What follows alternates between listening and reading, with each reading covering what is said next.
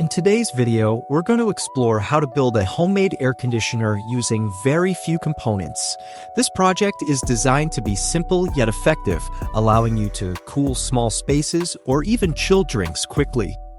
The first step involves creating the gas evaporator unit, which is a crucial part of the cooling system. To start, you'll need a 4x6 mm copper tube, which will serve as the primary material for the evaporator. Copper is an excellent choice due to its superior thermal conductivity, ensuring efficient heat transfer. Using a round object like a paint can, carefully bend the copper tube into a spiral shape to maximize surface area. The spiral design increases the contact area with the air, enhancing the cooling effect of the system. Aim for about 8 turns in the spiral to ensure sufficient cooling capacity for the air conditioner. Once the spiral is formed, cut the tube to the desired length and slightly bend the ends for easier connections later. This copper tube will act as the evaporator where the refrigerant absorbs heat from the surrounding air. Next, we'll move on to constructing the gas condenser unit, another essential component of the system. Using the remaining copper tube, create a second spiral, but this time make it slightly wider and with fewer turns. The condenser unit's role is to release the heat absorbed by the refrigerant, completing the cooling cycle. The difference in design between the evaporator and condenser is intentional, as each serves a distinct purpose in the system. After shaping both coils, it's time to attach them to a small wooden base for stability and organization. Pre-drill holes in the wooden base to accommodate the tubes and other components for a clean and secure setup. To hold the tubes in place, use plastic supports and secure them with cable ties for a firm and durable attachment. Start by fixing the evaporator tube to the base, ensuring it's positioned correctly for optimal airflow. Cable ties are an excellent choice for this step, as they provide a strong hold without damaging the copper. Insert the cable ties through the support brackets and tighten them carefully to avoid bending the tubes. The evaporator should now be firmly attached to the wooden base, ready for the next steps in the assembly. Repeat the process for the condenser tube, making sure the inlet and outlet are oriented correctly for proper gas flow. The condenser's placement is just as important as the evaporator's, as it ensures efficient heat dissipation. Once both coils are secured, take a moment to admire your progress. The system is starting to take shape. Now we'll introduce a capillary tube, a small but critical component that creates a pressure drop in the system. The capillary tube is responsible for reducing the pressure of the refrigerant before it enters the evaporator. This sudden pressure drop causes the refrigerant to evaporate rapidly, absorbing heat and cooling the surrounding air. To prepare the capillary tube, bend it into 2 or 3 loops using a pen or similar object for guidance. The coil design helps manage the tube's length and ensures it fits neatly within the system. After shaping the capillary tube, insert one end into the condenser and the other into the evaporator. This connection bridges the high pressure and low pressure sides of the system, enabling the cooling cycle. To prevent gas leaks, flatten the ends of the capillary tube where it connects to the other components.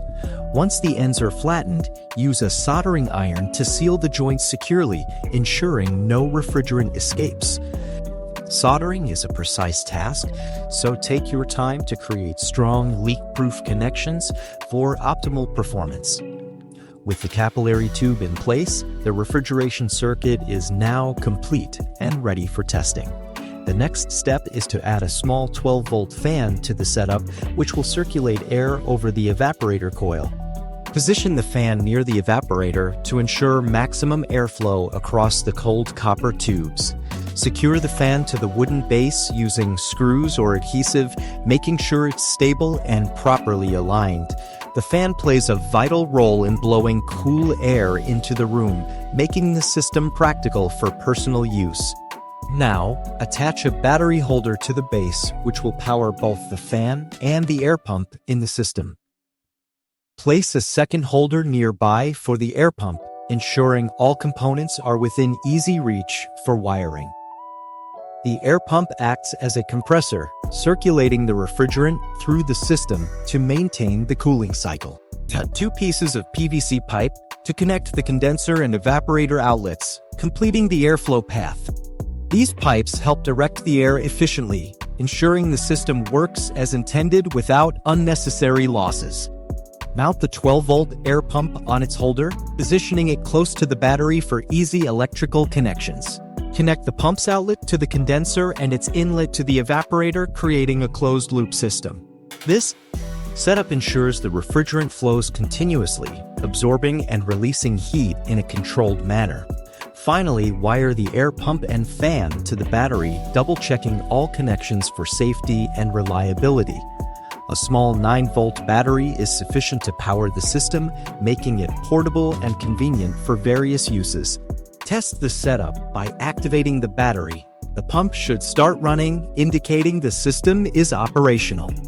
With the mechanical assembly complete, the next step is to introduce the refrigerant, in this case, isobutane gas. Isobutane is an effective refrigerant due to its low boiling point and excellent heat absorption properties. Using a syringe, carefully inject the isobutane into the system, ensuring it fills the circuit properly.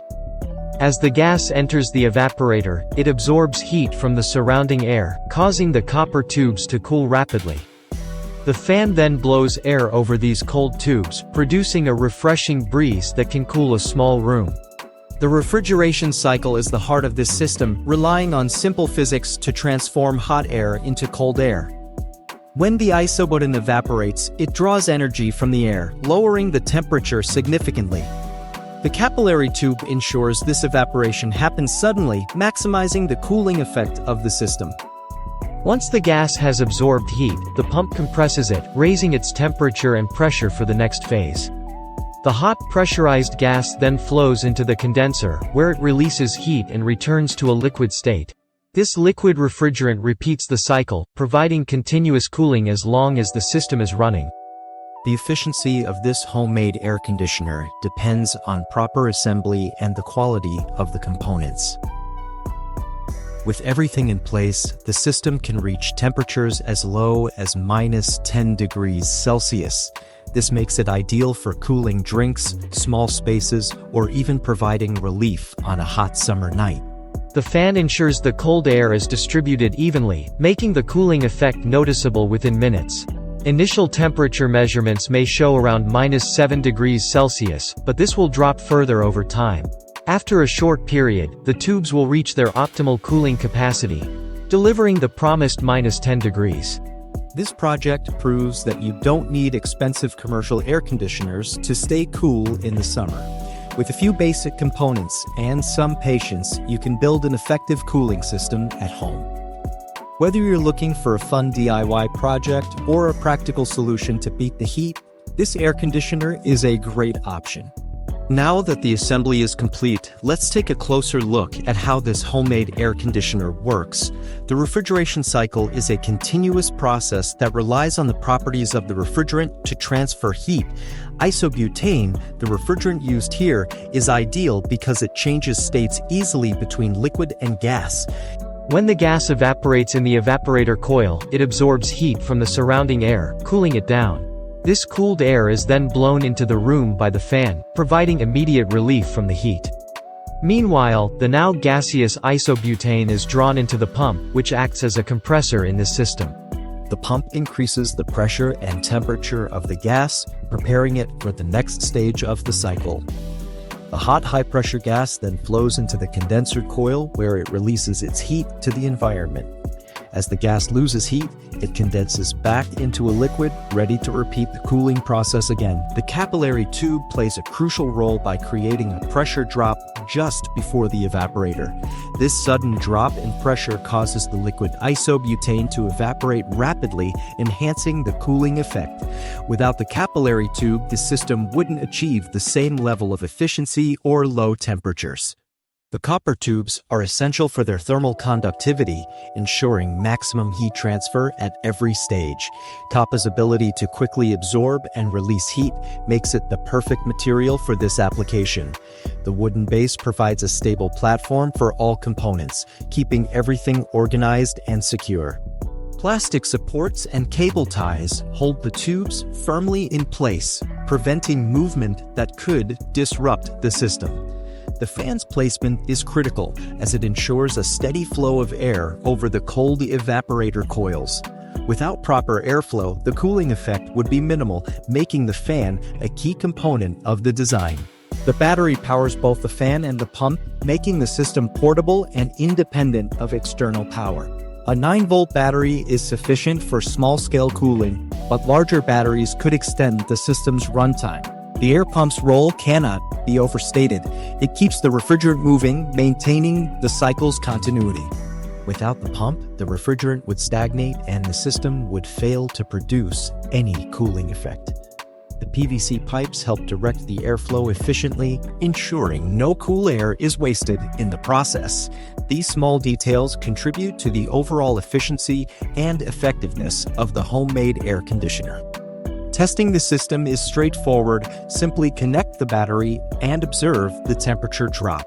Within minutes, the evaporator coils will frost over, indicating that the system is working correctly. A thermometer can be used to measure the air temperature, confirming the system's cooling capacity. Initial readings may show temperatures around -7 degrees Celsius, but this will improve over time.